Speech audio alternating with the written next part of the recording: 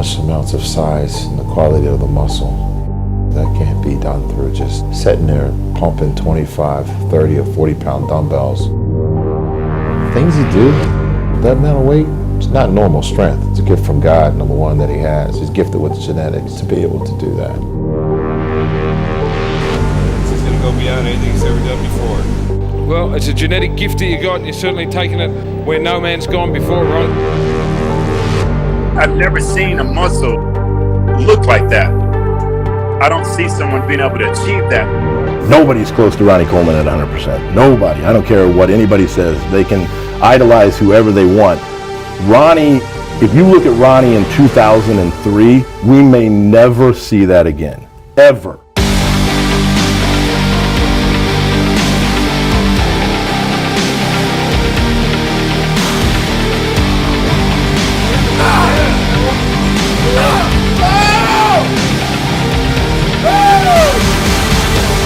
The most muscular man the world has ever seen. Yeah, without a doubt, Ronnie Coleman is just a true freak of nature.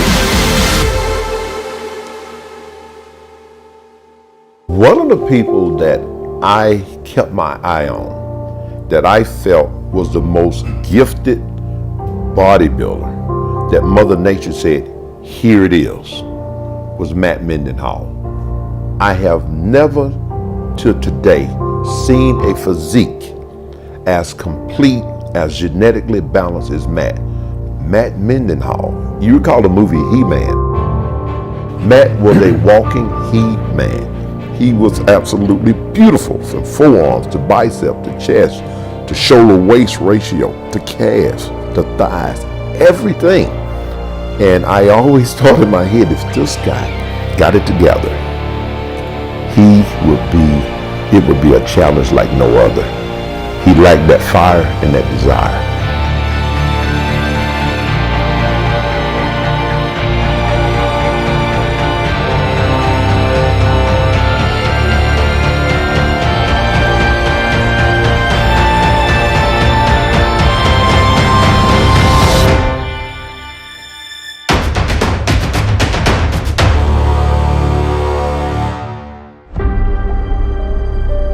Sergio Oliva had uniformly long muscle bellies on like everywhere in his body. It's probably the most genetically gifted bodybuilder ever.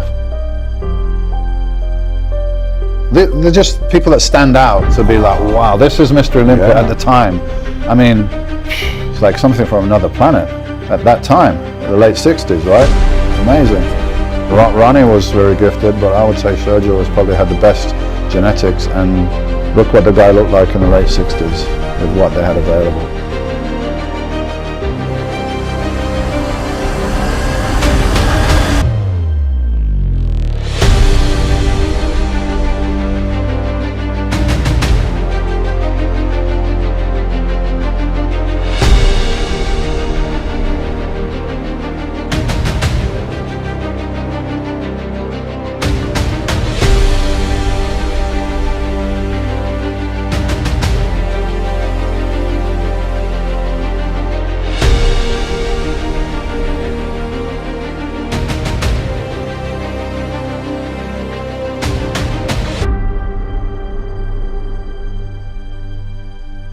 Any crazy person that never won that you really were impressed by? Yeah. That you would, who? Aaron Baker.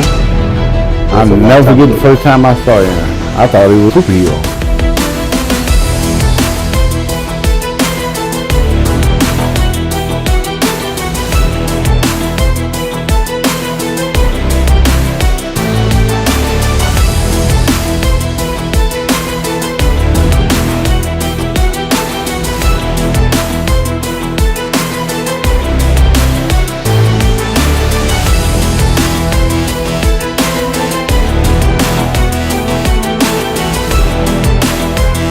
Seeing results every day kind of motivates you. Keeps you going.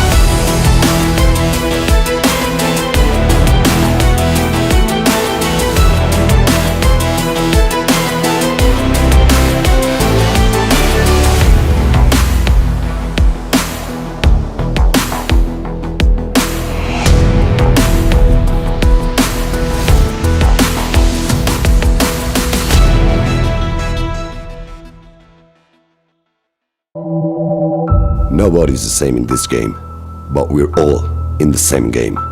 Just different levels, dealing with the same hell, just different devils. We are all human, the same species, yet every person's muscle structure is completely different. But genetics don't wake you up to get things done. To unlock that potential, you have to put in continuous effort.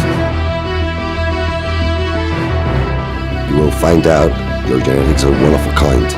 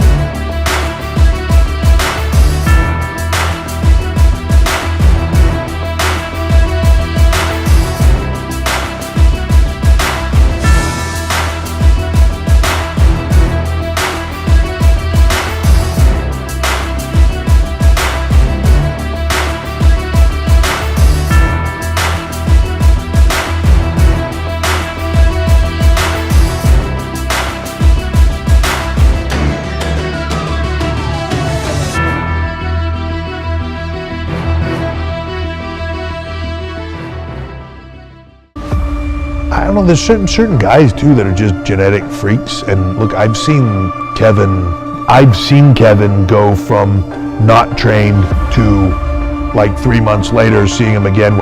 I remember there was one time where I saw him, had surgery or something, but he had lost a ton. He was really slim. And then I saw him like 3 months later and I was like, oh my God.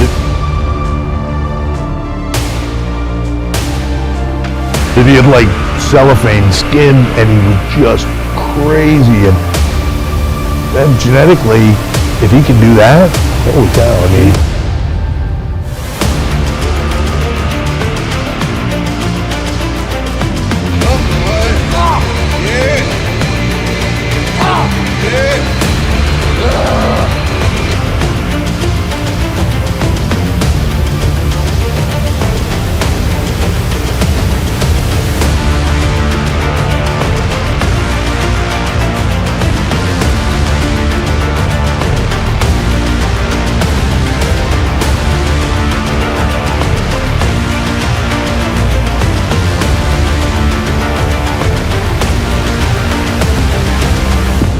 We all have something that's unique about each and every one of us. Just find out what yours is, believe in yourself, and tap into it.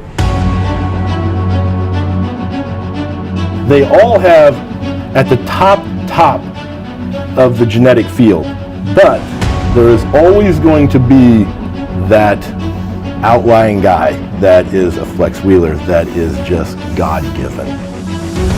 There's nothing that can match that. Flex Wheeler was beat by hard work. There was guys that outworked him, but that wasn't because of, they were better than Flex. That was just because Flex let him get it.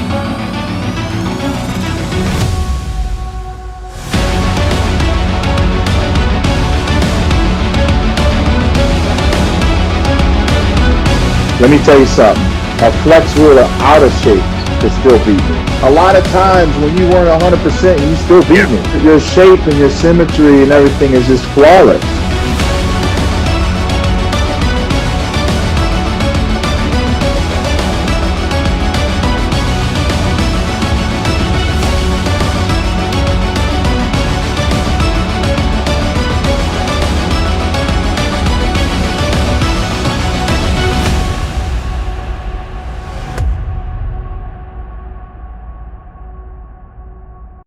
Guys that have the small waist, ripped abs, full muscles, wide shoulders, that's the perfect physique. Doing vacuums on a regular basis for just bringing that waist in, holding it for maybe 10 to 20 seconds, religiously, every day.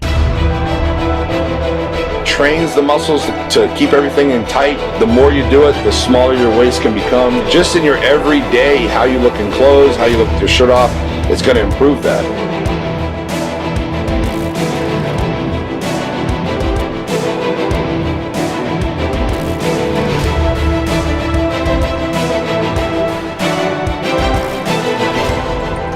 these physiques that were just like incredible to look at from every angle. Tiny little waist, tiny little joints, wide shoulders, masterpieces.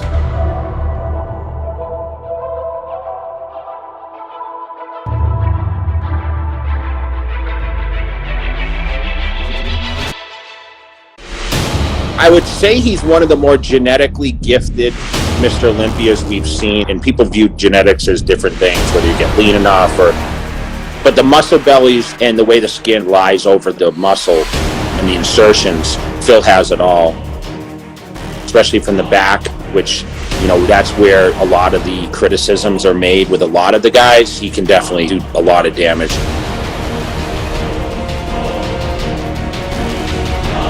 In order to take my career to the next level, I had to never just rely on genetics alone. And I had to understand that, you know, hard work beats talent every day. But those guys that are talented and that exercise hard work ethic and discipline can do some amazing things.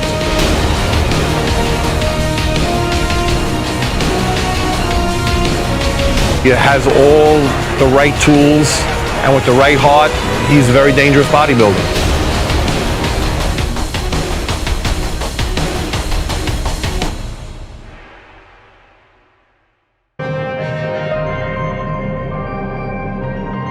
There's never been anyone that's built like that guy ever in the business of bodybuilding in the sport. Then he has a small waist and he flows like crazy. There's never been anybody like that at all. 320 pounds, man, it's just as balanced as he can get. He has beautiful shape, symmetry for the size that he carries. We all know the guy has more muscle than almost everyone in certain areas, especially the legs. Say the guy is a genetic wonder. He's going to be unstoppable.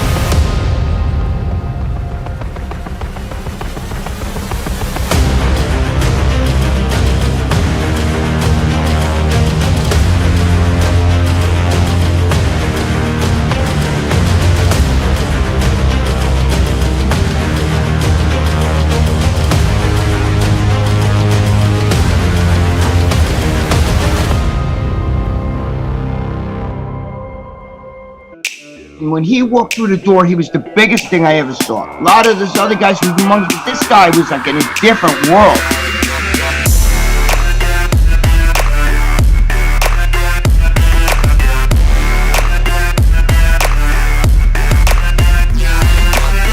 His legs were as thick, as round as a 45-pound plate.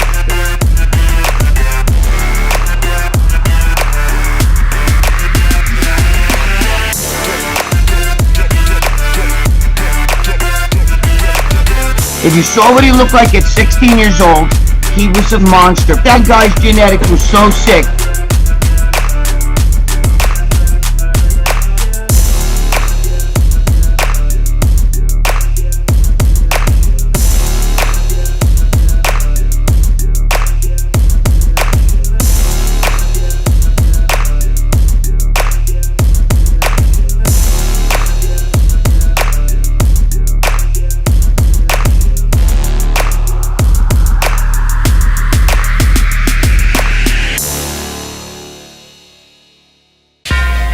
Watching him train in Gold's gym, veins would be running across his massive chest, shoulders, and arms.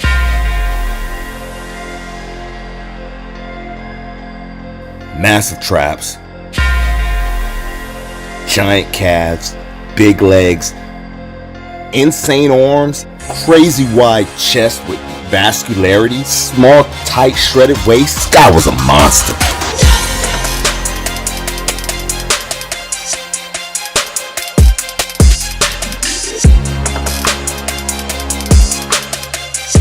Shoulder width is out of this world.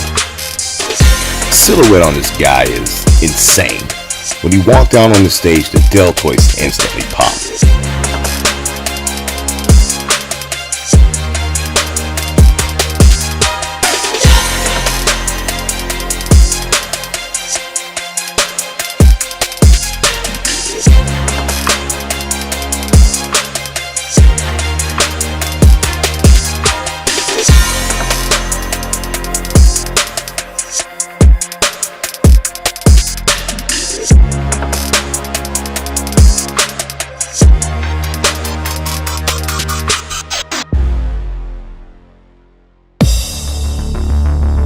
And Lee Priest was like the talk then. And I always mentioned, anyone ever asked me who are the freakiest bodybuilders you've ever seen in real life, cannot tell you how crazy Lee Priest was. Still to this day, he was so big. He could barely walk. That's how big he was. Like, I know in today's era, like, we've seen the biggest guys. Victor Richards was outrageous then, but Lee Priest was the biggest pound for pound guy I've ever seen. The arms and the legs, and I mean, it was just crazy. He was only my age. I think he was around 20.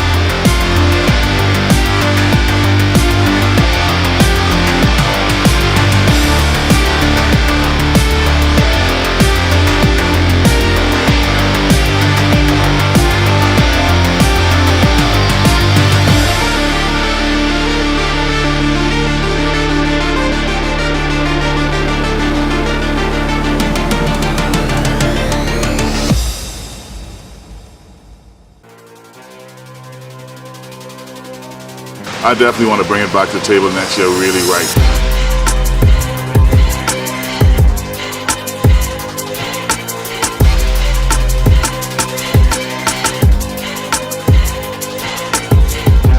As we all know that from waist up, I'm deadly. And the day I can bring the legs to match my upper body, then of course I'll be making a real big statement in bodybuilding. So the judges have told me quite up frankly that the legs have improved. They're saying the tremendous improvement, so let's keep going.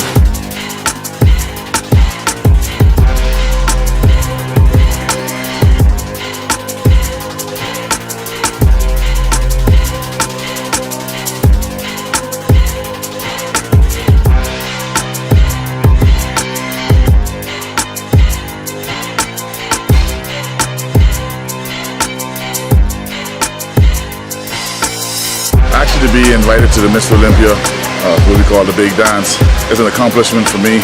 I keep working on my defaults or my body parts that are weak, that they say, and of course keep bringing them up. The sky's the limit. I'm going to keep pushing on, and hopefully I'll bring it back maybe next year even better and much bigger.